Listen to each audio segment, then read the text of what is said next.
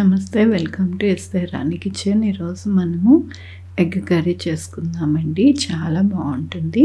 దానికి కావాల్సిన ingredients eggs, టమాటా, ఉల్లిపాయ, కొత్తిమీర, పచ్చిమిర్చి. ఇవి చాలండి. చాలా సింపుల్గా ఈజీగా చేసేసుకోవచ్చు. ఎలా చేసుకోవాలో చూపిస్తాను. ఆయిల్ పెట్టుకున్నానండి. ఇంకోండి, కొద్దిగా ఒక ఆకు, యాలక్కాయ, చెక్క,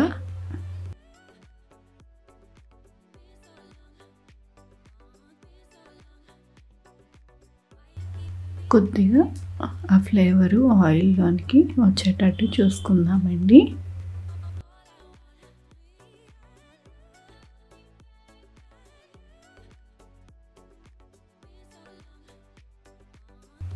ఇప్పుడు సన్నగా కట్ చేసుకున్నాను. ఉల్లిపాయలు అవి వేసుకుందాము.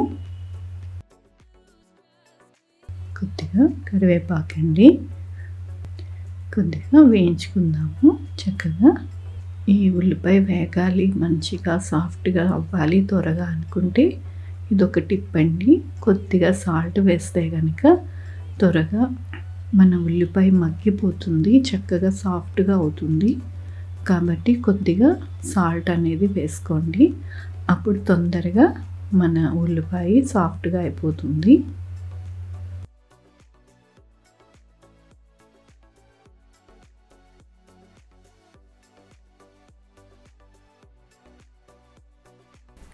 చక్కగా సాఫ్ట్గా మన ఉల్లిపాయ వేగుతుంది. మీడియం మంట మీద పెట్టుకోవాలండి. అప్పుడే మాడకుండా చక్కగా వేగుతాయి. ఇప్పుడు కొద్దిగా 1/2 టీ స్పూను అల్లం వెల్లుల్లి పేస్ట్ వేస్తున్నాను. పచ్చివాసన పోయేలాగా చక్కగా వేయించుకుందాము.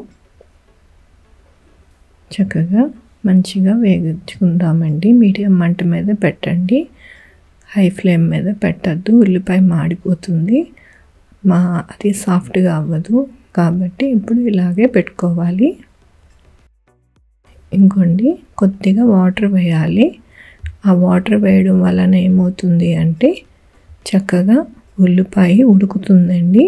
కొంతమంది అంటారు కదా, కోడిగుడ్డు కూర తింటే మాకు గ్యాస్ వచ్చింది, అరగలేదు అని. ఎందుకేనండి, ఉల్లిపాయ ఉడకపోవడం వలన చాలామందికి ఆ ప్రాబ్లం వస్తుంది. మీకు ఇదొక చిట్కా అండి. చక్కగా కొద్దిగా వాటర్ పోసుకుంటే చక్కగా ఆ వాటర్లోని ఉడుకుతుంది. ఇప్పుడు కొద్దిగా పసుపు వేసుకుందాము. ధనియాల పొడి అండి, ఒక 1/2 టీ స్పూన్ వేస్తున్నాను.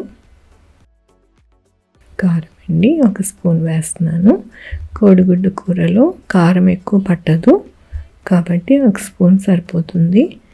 కారం, ఉప్పు తినేవాళ్ళు మీ టేస్ట్ని బట్టి కూడా మీరు ఎక్కువ తక్కువ వేసుకోవచ్చు.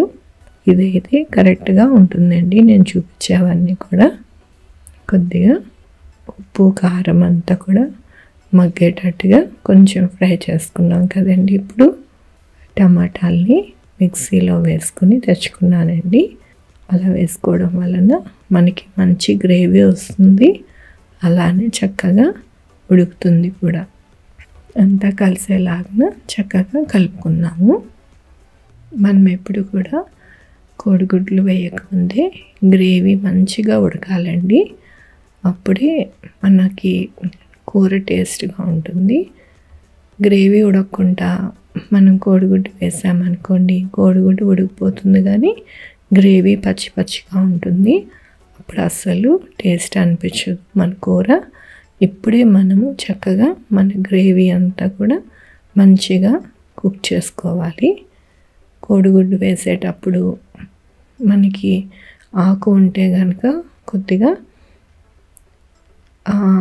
సపరేట్ అయిపోతుంది కదా ఎగ్. అందుకోసమని ఆకు తీసేస్తున్నానండి. తీసేయండి.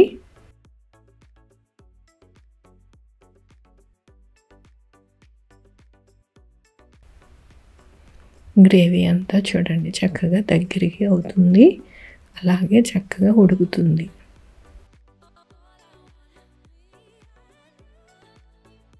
ఫ్రెష్ క్రీమ్ వేస్తున్నానండి. ఒక 2 స్పూన్స్ వేసుకుంటున్నాను. వేసుకోవడం వలన మంచి టేస్ట్ వస్తుంది మన ఎగ్ కర్రీ. ఒకవేళ లేకపోయిందనుకోండి, పాల మీద చక్కగా తెల్లగా మీగడలాగా వస్తుంది కదా, అది వేయండి. అది కూడా వేసుకోవచ్చు, బాగుంటుంది. ఇది వేయడం వలన చాలా క్రీమీగా, చాలా టేస్టీగా అనిపిస్తుందండి. హోటల్స్ వాళ్ళు ఇలానే వేసి చేస్తారు, మనకి అప్పుడు టేస్ట్ బాగుంటుంది కదా. అందుకని మీకు హోటల్ స్టైల్లోనే ఈ కర్రీ చేసి చూపిస్తున్నాను. చూడండి, చక్కగా మన గ్రేవీ ఉడికి పైకి ఆయిల్ వస్తుంది కదా, అంటే మన గ్రేవీ రెడీ అయిపోతుందని అర్థమండి. కొన్ని పచ్చిమిర్చి వేసుకుందాము. ఇలా వేసుకోవడం వలన మంచిగా లాస్ట్లోని బాగా ఉడికి, కొంతమంది పచ్చిమిరకాయలు తింటారు ఇష్టంగా, బాగుంటుంది. కొద్దిగా కొత్తిమీర.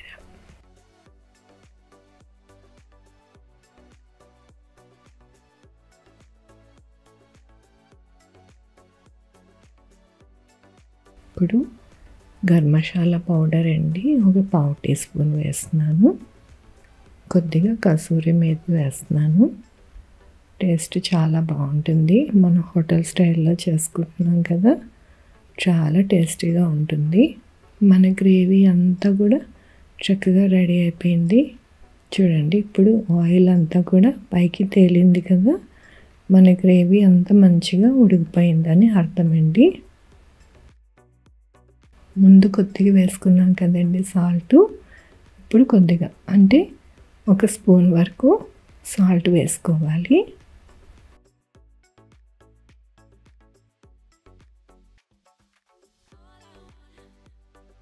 కొద్దిగా గ్రేవీని అటు ఇటు వెడల్పు చేసి అప్పుడు మనం ఎగ్ అనేది అందులో వేసుకోవాలండి. నేను ఎప్పుడు కూడా ఎగ్ డైరెక్ట్గా కొట్టివేయను. ఒక్కొక్కసారి ఎగ్ పాడవుతూ ఉంటాయి కదా, ఒక గిన్నెలోనికి కొట్టుకోవాలండి. ఇదొక చిట్కా మీకు. ఒక గిన్నెలో కొట్టుకొని వేసుకుంటే బాగుందా లేదా అనేది మనకు తెలుస్తుంది. అప్పుడు మనం కూరలోకి వంపుకోవాలి, అప్పుడు బాగుంటుంది. ఇట్లా గుంటలా చేసుకుని అప్పుడు మనము ఎగ్ని ఆ గుంటలోనికి వేయాలండి. అప్పుడు కరెక్ట్గా ఉడుకుతుంది ఆ గుంటలోని. లేకపోతే గ్రేవీ అంతా కూడా పరుచుకుని అసలు సపరేట్గా ఎగ్ వండుకుంటూ ఉంటుంది. ఇలా మనం గుంటలా చేసుకుని వేసుకోవడం వలన చక్కగా అలాగే గుంటలోనే ఉడుకుతుంది. మన గ్రేవీ అంతా కూడా ఉడికిపోయింది కదండి, చక్కగా రెడీ అయిపోయింది కదా. ఇంకో 5 నిమిషాల్లోనే మన ఎగ్ కూడా ఉడికిపోతుంది. అంతే అండి, చక్కగా మన కర్రీ అయిపోతుంది. ముందు గ్రేవీ అంతా కూడా చక్కగా మనం చేసుకుంటే మన కూర అంత టేస్టీగా ఉంటుంది. ఇప్పుడు మూత పెట్టుకుందాము.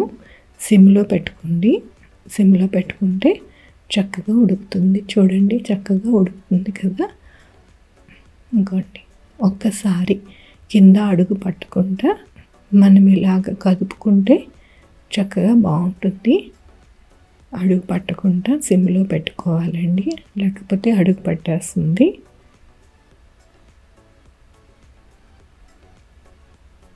ఇలా ఇంకొకసారి మూత పెట్టుకుని ఒక 2 నిమిషాలు మగ్గబెట్టుకుంటే చక్కగా మన కర్రీ రెడీ అయిపోయిందండి.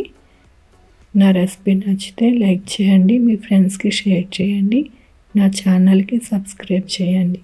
Thank you for watching. Thank you.